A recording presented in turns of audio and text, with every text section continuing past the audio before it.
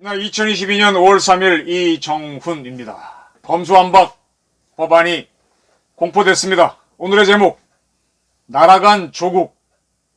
옛날 법무부 장관, 날아간 조국이 승천한 윤석열을 이겼다는데 부제는 5.3 검수완박과 오늘 공포를 했으니까 1987년에 있었던 4.13 호원조치, 5.2 검수완박과 4.13 호원조치를 비교해서 설명드리겠습니다. 오늘 문재인 대통령이 5월 3일 오후에 마지막 국무회의를 주재하면서 검찰적법 개정안, 형사소송법 개정안을 공포했습니다. 국회가 통과시킨 법안을 공포했습니다. 오늘 형사소송법 개정안이 국회를 통과했는데 오전에 통과했다는 걸 듣고 오후에 국무회의를 열어서 초스피드로 공포하셨습니다. 이러한 걸 하기 위해서 국무회의를 열었을 때 오세훈 서울시장이 참가했습니다.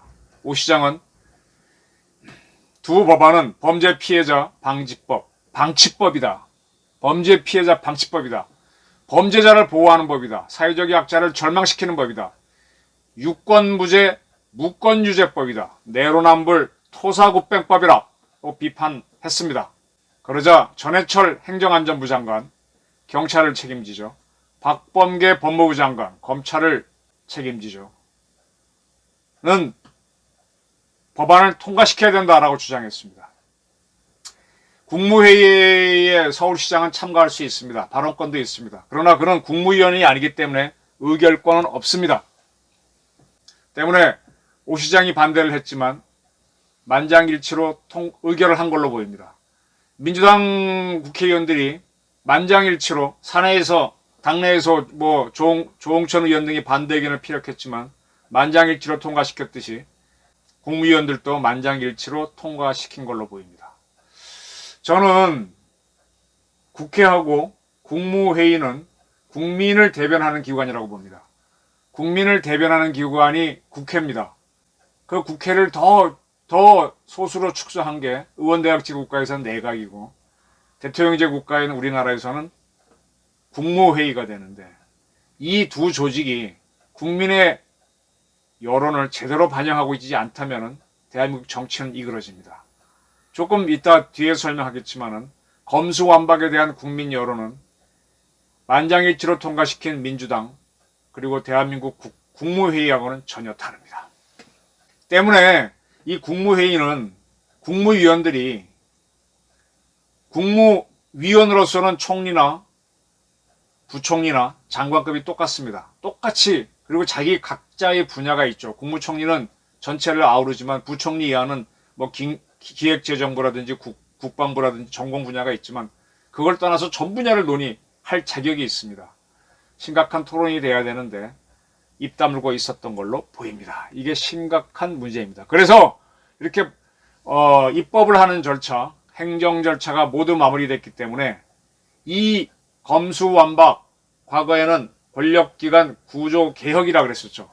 이거를 추진했던 사람이 민정수석으로 문재인 정권에서 했던 사람이 조국, 그 조국이 법무부 장관으로 가서 이걸 완수하려고 했는데 그가 날아갔었죠. 왜? 권력기관 구조개혁을 추진하는 것에 대해서 당시 검찰총장이었던 윤석열 이하 검찰이 반발하면서 조국 씨가 날아갔고 오히려 그 가족이 구속되고 그랬었는데 그 세월이 지난 다음에 윤석열 씨는 대통령으로 승천했는데 그때 날아갔던 조국이 윤석열을 꺾었습니다. 문 대통령은 이러한 공포를 한 국무회의 모두 발언에서 이렇게 얘기했습니다. 경찰청법, 형사소송법 개정안 등 검찰개혁 관련 법안에 대해 우리 정부 임기 안에 책임있게 심의에 의결하기 위해 오늘 회의를 열었다. 그리고 이런 얘기를 합니다. 우리 정부는 촛불정부라는 시대적 소명에 따라 권력기관 개혁을 흔들림없이 추진했다. 촛불정부. 아니 무슨 촛불혁명을 했는 줄 아는데 혁명 아닙니다. 누차이겠지만. 공수처 설치, 검경수사권 조정, 자치경찰제 시행, 국가수사본부 설치, 국정원 개혁 등 권력기관 제도 개혁에 큰 진전을 이뤘다. 이게 바로 권력기관 구조 개혁이라는 이름으로 추진됐던 문재인 정권의 사업입니다. 지금 경찰이 개판됐죠. 국가경찰, 자치경찰로 쪼개놓고 국가경찰은 다시 경찰청과 국가수사본부로 또 쪼개놓고 국정원은 국내 파트 다 죽여놓고 대공 파트는 경찰로 가게 함으로 해서 완전 무력화해놓고 아주 주사파와 빨갱이와 공산주의자가 설치기 좋은 대한민국 와해하기 좋은 구조로 만들어놨죠. 검찰, 공안은 완전히 죽었고요. 이거를 이뤘다 이렇게 자평을 했습니다. 그리고 이런 얘기합니다. 이러한 개혁은 국민의 기본권을 보장하기 위한 것이다. 국민의 기본권을 보장하기 위한 것이다. 글쎄, 국민이 언제 기본권 보장을 요구나 했나요? 좌파 떨거지들이 자기 보호를 위해서 요구를 했지. 뒤에서 설명드리겠습니다. 그리고 문 대통령은 심각한 의견을 발표합니다. 이러한 성과에도 불구하고 검찰 수사의 정치적 중립성과 공정성, 선택적 정의에 대한 우려가 여전히 해소되지 않았다. 그래서 국민적 신뢰를 얻기에 충분하지 않다는 평가가 있어 국회가 추가로 수사와 기소를 분리하는 것까지 더 나아갔다. 수사와 기소를 분리하는 것은 권력기관 구조 개혁에는 없었던 것인데 한 발 더 나가게 했다 이겁니다. 자, 정리하게 되면요. 이제 이 법안들이 통과됐기 때문에 앞으로 대한민국 검찰은 경찰이 수사하지 않은 거는 수사할 수 없습니다. 이 두 개 부분, 부정부패하고 경제범죄는 직접 수사할 수 있지만 그 부분을 제외하면은 근데 이것도 중대범죄수사청이 만들어지면 못하니까 앞으로는 경찰이 직접 수사한 것만 넘겨받아서 기소를 합니다. 그 기소할 때 부족하다고 생각되면 보완 수사는 지시할 수 있지만 새로운 다른 건은 수사 못합니다. 이렇게 되면은 수사기관, 정보기관 간에는 서로 견제와 체크 앤 밸런스가 있어야 되는데 견제가 이루어지지 않기 때문에 국민들의 기본권은 더 축소됩니다. 경찰이 수사하지 않은 걸 검찰이 수사했을 때 할 수 있기 때문에 경찰도 움직이는 면이 있는데 그죠? 조선일보가 취재하지 않는 걸 동아일보가 취재해서 쓸 수 있기 때문에 서로 경쟁적으로 들여다보면서 부정부패를 잡아가는 거 아닙니까? 근데 경찰이 수사하지 않으면 검찰이 수사하지 않도록 만들었으니 참 권력 가진 집단은 좋게 만들어졌습니다. 어떻게 보면 윤석열을 위한 법안을 깔아준 것 같기도 합니다. 이거를 국민 기본권이 좋아졌다고 하니까 저는 정말 좋아하시네 이러고 싶습니다. 분명한 거는 지난 3월 9일 날 대통령 선거가 있었죠. 그리고 난 다음에 더불어민주당에서 원내대표 선거를 했습니다. 그때 이재명계였던 박홍근 씨가 대표가 되면서 검수완박으로 불리는 이 법안 개정이 급속히 추진됐습니다. 이때 이해찬 씨가 뉴스타파인가 시사타파 TV에서 나왔듯이 이 검수완박을 하라라고 하는 지시가 있었고 이거를 이수진 의원이 민주당에 와서 그대로 전하면서 이렇게 펼쳐진 겁니다. 자, 민주당은 대통령 선거에서는 졌지만 그 다음에 벌어지는 싸움은 3전 3승, 연승을 하고자 합니다. 대선은 졌지만 다른 건 다 이겨서 다시 대선을 치르게 하자. 제2차 대선을 노리고 있습니다. 첫 번째는 뭐냐? 검수완박 법안을 통과시키는 거죠. 1승. 압도적인 다수로 하는 겁니다. 2승은 한덕수 총리 후보자 이하 윤석열 정부가 지명한 장관 후보자들을 줄줄이 낙마시켜서 무력화시키는 겁니다. 이미 김인철 교육부 장관 후보자가 오늘 사퇴를 발표했습니다. 정호영 보건복지부 장관 후보자도 저는 견디기 어려울 거라고 봅니다. 한동훈 법무부 장관 후보자는 어떨지 지켜봐야 되겠습니다. 이렇게 해서 윤 정부가 정부도 구성하지 못하는 상태에서 현재의 국무총리 이하 나머지 장관들은 다 사퇴를 함으로 해가지고 아주 절름발이 정부로 만들어버리겠죠. 그렇게 해서 윤석열 정부를 무력화시켜서 와해로 가고 또 3일, 6일 지방선거에서 상상 의외로 선전을 하게 되면 윤석열 정부는 힘을 잃으니까 탄핵시킬 수도 있고 와해시킬 수도 있다. 검수완박에서부터 윤석열 정부 조각 실패 그리고 윤 정부 와해 내지는 탄핵 3전 3승으로 가는 거죠. 지금 국무위원 후보자, 장관 후보자를 부실하게 추천한 거하고 상당히 윤석열 정권이 약체 정부다. 그리고 지금 청와대 개방에 대해서는 국민들이 좋아하지만은 이 대통령 집무실 이전 문제 등이 앞으로 좀 더 시간이 끌수록 굉장히 악재가 될 겁니다. 윤석열 정부는 치명적인 위기를 맞을 수 있습니다. 윤석열 정부의 우군은 형제로 봐서는 검찰입니다. 검찰이 상당히 반발하고 있죠. 검수완박에 대해서. 위헌 소지가 있다고 보고 헌법재판소에 권한쟁의 심판, 효력정지, 가처분 신청을 아마 낼 걸로 보입니다.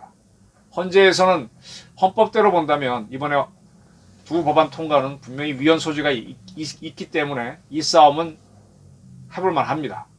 그리고 국민의힘이라고 하는 야당이 윤 정부의 우군이 되겠죠. 그리고 국민이 우군이 될 겁니다. 근데 국힘당 내에서는 아직 몇 가지 모순이 있습니다. 첫째는 뭐냐? 권성동 원내대표의 큰 실수입니다. 그는 과거 박근혜 대통령 탄핵할 때 탄핵에 적극 찬성했던 사람입니다. 판단 미스를 크게 했죠. 그리고 이번에도 검수완박 법안을 통과시키겠다고 합의하는 미스를 저질렀습니다. 저는 이 잘못된 판단, 운이 없는 판단을 거듭하는 사령관은 교체하는 게 맞다고 봅니다. 윤석열 대통령이 권성동 씨가 친구란 이유로 계속 끌고 갈 이유는 없다라고 보이는데 계속 간다면은 이거는 스스로 묘요를 파는 게 되겠죠. 이제 국민들이 또 하나의 상당한 원군이 될 겁니다. 뒤에서 밝히겠지만 국민 여론이 점점 검수완박에 대해서 거칠어져 가고 있습니다. 이 국민 저항이 나오면 양산으로 물러나서 평산마을에 간 문재인 대통령은 거부권 행사를 요구해달라는 많은 요구가 있음에도 불구하고 이 법안을 공포했으니 독박을 쓰게 됩니다. 그리고 이 법안을 국회에 빨리 상정해주는 박병석 국회의장도 비슷한 처지가 됩니다. 두 사람을 합쳐서 한마디로 줄이면 앙증맞은 소대가리가 되겠죠. 네, 이렇게 해서 국민저항이 반발이 커지면은 대통령 임기를 마친 후 봉하마을에 갔다가 가족의 비리 때문에 곤란하게 된 노무현 씨가 자살을 했죠. 그와 비슷한 사건이 재판되지 말라는 법도 없습니다. 결국은 국민이 어떤 선택을 하느냐에 따라 달라집니다. 아마 민주당 세력하고 주사파들은 양산에 대거 모여들어서 거기를 아주 좋은 것처럼 만들어서 문재인 정부가 잘한 것처럼 꾸밀 텐데 거기에 국민 다수가 속아오면은 문재인과 586 주사파가 이기는 거고 그 반대로 간다면 저들이 무너지는 거가 되겠죠. 문재인 정권은 여전히 선전선동에 능수능란합니다. 오늘 국무회의를 열리기 전에 국무위원들과 참모들 앞에서 문재인 대통령은 한 작가가 그린 1980년생 42살 김영주라고 하는 작가가 아직은 무명인 것 같습니다. 문 대통령도 그를 만난 적이 없다 그러는데 그 김영주 씨가 선물로 보내온 자신의 초상화를 공개하면서 이거를 역대 대통령 초상화를 걸어놓은 세종실 청와대 안에 있는 세종실에 걸겠다라고 밝혔습니다. 그리고 이 김영주 씨가 보내온 손편지를 공개했습니다. 문 대통령은 공식 초상화는 그 시기에 초상화를 가장 잘 그린다는 작가를 선정해서 의뢰하는 게 보통인데 나는 너무 바빠서 그렇게 할 틈이 없었다. 때마침 한 청년 작가가 수고가 많으시다면서 응원하는 마음으로 초상화를 그려 보내온 게 있어서 이거를 걸게 했다. 이렇게 얘기했습니다. 상당히 좋은 인민을 위한 코스프레, 인민과 함께 가는 코스프레죠. 문재인 대통령은 북한이 핵개발, 미사일 개발할 수도 있게 여지를 주고 이북에서 삶은 소대가리 특등 머저리라고 해서 가만히 있는 양반이 개성 남북연락사무소를 폭파시켜도 찍소리도 못하는 양반이 검수완박은 거칠게 밀어붙였습니다. 실정이 참으로 많죠. 근데 그런 실정을 탁현민 등이 나서서 이 인민을 위한 코스프레로 살짝살짝 넘겼는데 이번에도 그런 위선적인 모습을 보였습니다. 문제는 이러한 방법이 우리 국민들한테 먹힌다는 것. 우리 국민들이 너무 수준이 낮다는 겁니다. 그래서 국민들은 한 40%가 아직도 문재인 씨가 잘한다 이렇게 지지를 하고 있죠. 그래서 이제 초상화를 설명하면서 이거 아주 험불하게 했다 이렇게 얘기했습니다. 다시 검수완박으로 돌아가겠습니다. 검수완박은 했는데 5.3 검수완박은 했는데 이게 검수 윽박으로 시작된 거죠. 근데 검수 쪽박이 될지 또는 민주당이 문재인 씨가 이걸로 독박을 쓰는 민주독박이 될지 모릅니다. 반대로 윤석열 정부가 와해되거나 윤석열 대통령이 탄핵되는 그런 비극이 될지도 모릅니다. 어디로 튈지는 전적으로 국민이 결정합니다. 저는 윤석열 당선인 측을 쭉 보면서 대선 이후 지금까지 움직임을 보면서 참 나이브하다라는 생각을 합니다. 제가 주로 전공하는 외교안보 분야를 보게 되면 지금 거의 전쟁 상태의 우크라이나와 같은 준비를 해야 되는데 한미동맹만 집중하는 좀 순진한 모습을 보인다. 병사 월급 200만 원을 고집하려고 하는 모습에서 아직도 이상주의자네. 그리고 대통령 선거에 당선됐다는 거에 취해서 아직도 세상을 쉽게 보고 있구나. 김정은이가 어떤 도발을 할지 생각도 못하고 있구나. 윤석열 당선인 정신 차려! 이 말을 해주고 싶습니다. 교육부 장관 후보자 사퇴하는 걸 보게 되면 인선에도 문제가 있죠. 자, 국민의 반응의 문제입니다. 리얼미터가 에너지경제신문 의뢰로 4월 13일 여론조사를 했습니다. 검수완박에 대해서 민주당이 해쳤던 검수완박에서 52.1%가 반대, 38.2%가 찬성. 네. 그래서 오차범위 바깥인 13.9%포인트 차이로 검수완박 반대 의견이 많습니다. 흥미로운 거는 검수완박을 찬성한다는 의견은 역시 호남권이 많고 그 다음으로 서울입니다. 서울에서는 45.6%가 찬성을 했습니다. 여기서 이제 의견을 밝히지 않은 사람들이 있겠지만 그분을 무시하면 약 55% 정도는 반대한다. 뭐 중간치를 빼면 한 50% 정도는 반대한다. 이런 뜻이겠죠. 서울에서는 반대가 높지만 상대적으로 보게 되면 찬성이 많습니다.